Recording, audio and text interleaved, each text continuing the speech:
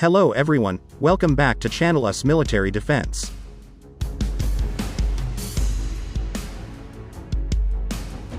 The first two of a total of 83 upgraded F-16 jets arrived at the Tanagra Air Base in Greece on Monday. The first two F-16 Viper jets will serve as pilot training aircraft.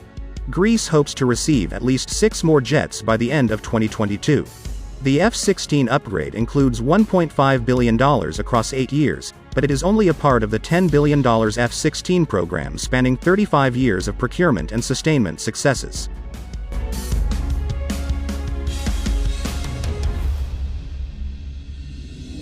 Greece's F-16 Vipers will immediately enhance NATO interoperability with 4th and 5th generation fighter aircraft. Greece boosting Air Force with upgraded F-16s. Of the technical elements of the F-16 Viper upgrade, the most important of concerns is the installation of AESA-type radars, which will transform 83 aircraft to fully interoperable with the F-35.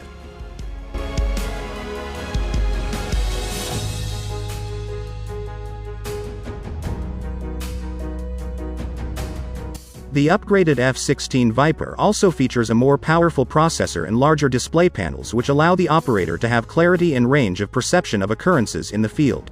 They have guided laser bombs and a new cockpit that simplifies handling. Greece is also boosting its Air Force arsenal with Rafale fighter jets made by France's Dassault. On July 21, the company delivered the first of 18 jets, 12 used, 6 new that Greece is slated to receive under a $3 billion deal signed in January 2021.